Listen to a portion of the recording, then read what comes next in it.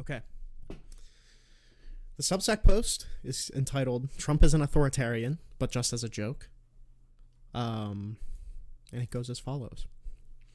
This will not serve as an all-encompassing takedown in the same way as my post January 6th, Be There, Be Wild. Rather, this is just a starting point for further investigation. However, if you wish to discuss this, I'm not hard to contact. The Discord is in the description and everything. This post is dedicated to showing one thing. If it walks like a duck, quacks like a duck, and often refers to itself as a duck, it is probably a duck. This is something that on its face shouldn't be controversial. However, in American politics at the moment, we are working under a framework of if it walks like a duck, quacks like a duck, and often refers to itself as a duck, he's probably a goose and was just kidding about all of the duck stuff. It's clear by the rhetoric and actions from Trump that he is an authoritarian. However, conservatives fall back on poorly thought out defenses, downplaying or changing the words of Trump's statements or, quote, "he was just kidding, bro," to defend every single thing that Trump will do. I understand why. Trump's rhetoric as of late has been so on the nose that if it was done in 2016 as a parody, everyone would criticize it for being too cartoonishly anti-American and evil. However, as the quotes continue to build in severity and frequency, and as actions become more brazen, it's clear to me that these are not jokes. These are desires and dog whistles to numb you to the slow march to an unchecked executive with absolute power.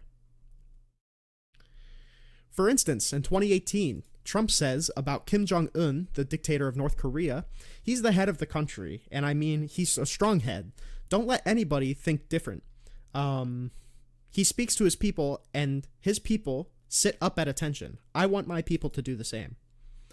Obviously, the reason that the people of North Korea sit at attention when Kim Jong-un speaks is because it is a cutthroat dictatorship. When prompted with this, conservatives will say, Trump was just joking, bro. Okay. Then, in 2022, Donald Trump had already floated the termination of the Constitution to potentially declare himself the winner of the 2020 election, saying, quote, "Do you throw the presidential election results of 2020 out and declare the rightful winner, or do you have a new election?" A massive fraud of this type and magnitude allows for the termination of all rules, regulations, and articles, even those found in the Constitution. This is despite the fact that Trump had not, in fact, won the election, nor had he found any amount of fraud that would call the results into question. When prompted with this post, conservatives often cite two things. They will cite emergency powers as a potential justification for this, but any potential legal justification for this falls into a glaring hole. If Trump had the legal authority to do this, why terminate the Constitution to do it in the first place? If he can legally do it, why terminate the law? Or they will say Trump was just joking, bro. Okay. Then, on the campaign trail, Donald Trump says multiple times that he will be a dictator on day one. He said when recounting an interview with Sean Hannity, he says, "You're not going to be a dictator, are you?" I said, no, other than day one. We're closing the border, we're drilling. After that, I'm not a dictator. When prompted with this post, conservatives often cite two things. The first thing that they will cite is that he just wants to be a dictator to reestablish drilling permits. The obvious counter to that is, why would you need to be a dictator to do that? Or they will say, Trump was just joking, bro. Okay. Then Trump repeatedly praises authoritarian leader Viktor Orban as a great leader and goes on to say, he's probably like one of the strongest leaders anywhere in the world. He's the leader of Turkey. He is not, in fact, the leader of Turkey. He is the leader of Hungary. Praising an authoritarian for his strength, similar to his previous praise of Kim Jong-un's command over his people. When prompted with this post, conservatives stay remarkably silent.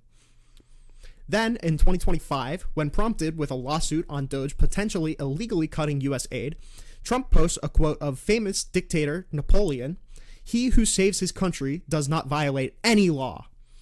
This coincides with Vice President J.D. Vance tweeting that judges aren't allowed to control executives' legitimate power. When prompted with this, conservatives will say, Trump was just joking, bro. Okay. Then, today, Trump posts on Truth Social, Twitter, and on the White House social media accounts, "Long live the king." When prompted with this, conservatives will say, Trump was just joking, bro. Okay. We should, by this point, see a problem here. If you make one off-color joke, while I agree it is still cause for concern, it is surely different than this. However, when you consistently signal to your base that you want to be an authoritarian, the "he was just joking" defense grows weaker and weaker. Now that Trump is in office, we have seen unprecedented amounts of power centralization. Trump is now firing watchdogs within the federal government, tasked with finding corruption. Trump now pardoned or commuted rioters, violent and nonviolent, who participated in seditious conspiracy like Stuart Rhodes and Enrique Tarrio.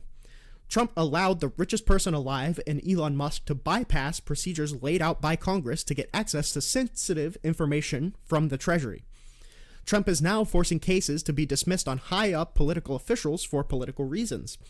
Trump now paused enforcement of the Foreign Corrupt Practices Act, and Trump has now assumed total power of the Department of Justice, the Environmental Protection Agency, and the Federal Trade Commission, and every other three-letter agency, and has ensured that no employee of the executive branch acting in their official capacity may advance any interpretation of the law as a position of the United States that contravenes with the president or the attorney general's opinion on a matter of law.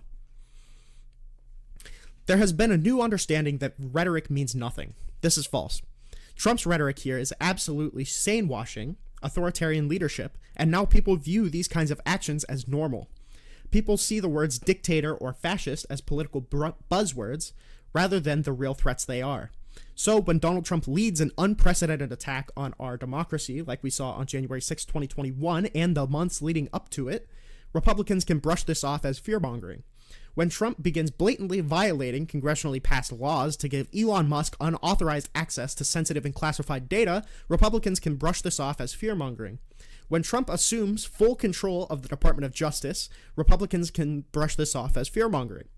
Republicans often ask, well, if Trump wanted to be a dictator, why didn't he try already? Then they stay silent on the centralization of power in the presidency. They stay silent on the attempt to throw millions of votes away in 2020, and stay silent when the president and vice president begin saying that the legislative and judicial branches have no authority over the executive, and when he says explicitly he wants to in multiple ways, multiple times, they say he's just joking. He has tried, and upon his re-election, he is trying a hell of a lot harder. Do not fall into their trap. Do not normalize the centralization of power. Do not begin to think that a president saying that they have the authority to ignore the courts is normal. Do not think ahead about what an authoritarian government will do and cede all of the ground about what is happening now. Do not distract yourself from the fight now because there is a bigger fight later. Thank you.